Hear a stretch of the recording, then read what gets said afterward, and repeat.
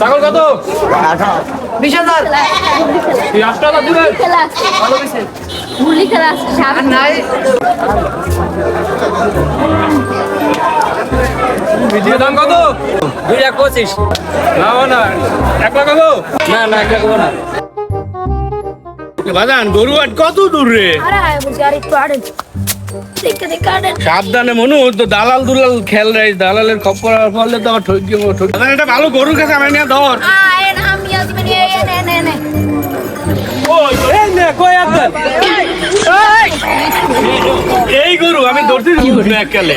আরে ওটা মানুষ মানুষ এটা কি বলদ না দামড়ি কি দেখতে কই গরু গরু বলদ না গাই রে? দেখেন আমনে ওই এই নে কই আছেন?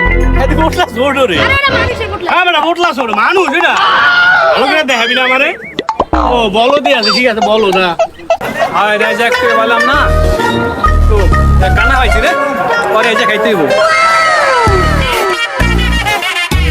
আরে আরে ওই বাপরে বলা কোনি ওই গরু তো লাগে বাজারে লই আইছি আমি তো কিছু সব খাওয়ার করতারি না। স্যার আটে কলাম সাবধান দালালে কলাম ভরিয়া গেছে এই ভয় তো আছি আমি ওরে এটি হারা পথে বুঝাইছি। দালালে চক্করে ভরিয়া না আবার দালালে চক্করে ভরিয়া গরু তো বাজান এটা তো ভালো নাকি? ওটা তোমার আমার গরু এই দাম কত চাও? 1.5 লাখ আরে মেয়ে গরু 4 লাখ ওর 1 লাখ দিয়ে দিন বরাবর কোনো কথা করবো না আমি দেখতাছি বিষয়টা ঠিক আছে তা গরু অন্যান্য বেচছো না করলাম দেখি নে বুঝো। স্যার আড়েন এটা গরু পছন্দ হয়েছে না আপনার হ্যাঁ এটাই আমি তো আর দেখি না, আমার ফুলায় তো কি দেখি ভাইস না গরু পছন্দ হয়েছে না তাইলে আড়ো গরুটা আমি কিনে দিম আড়ো আমার আড়ো সাইডে আড়ো কত আছে কি গরু কিনা দিতার বা তো। আরে হয় কি আর মিয়া কি কর না কর স্যার আড়েন বন এনে বন আমি লেগে নাস্তা বানিয়ে দিতেছি বন এনে বয়ে কথা কন কথা করে ঠান্ডা এই মাথা সুগারি বাজান বইতাম রে। বন যাইবো? ক্লিয়ার তাইলে বইলাম।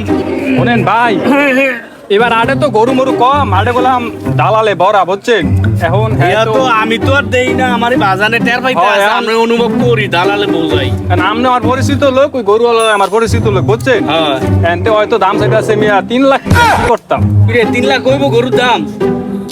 আরে মিয়া ভালো গরু মিয়া এই মিয়া এইটা লান গরু হয় মিয়া এই আড়ের মধ্যে বাসা 1 নম্বর গরু গরুর নাম হইছে নেইমার নেইমার হয় হয় কি কর? নেইমার। ফুটবল খেলো আর সেই কত? গরুর নাম হইছে নেইমার এই এলাকার মধ্যে বাসা তাইলে মনু যা দাম হয় দামের কোনো চিন্তা নেই, তুই কথা তাইলে দে, বলেন। তুই আরে কথা দে।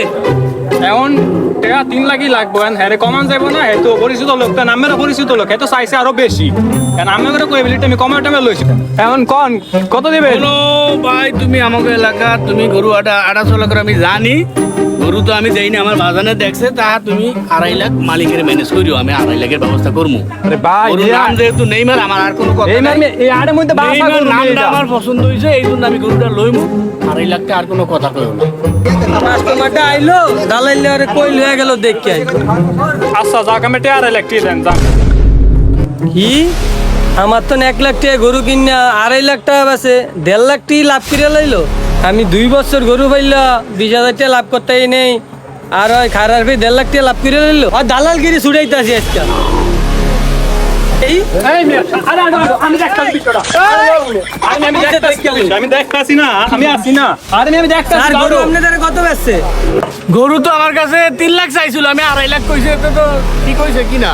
কি ওই আমার দ্বারা 1 লাখ টাকা গরু কিনা 2.5 লাখ টাকা বেচে কি রে 1 লাখ টাকা গরু কিনা আমার কাছে 2.5 লাখ টাকা নাই? এটা দি দালাল। আমার কি দালাল? ওরে শেষ কর।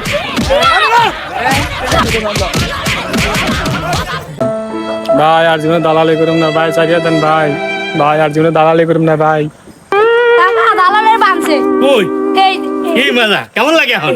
হালার ভাই হালা দালালি করে 1.5 লাখ টাকা খাইলাও।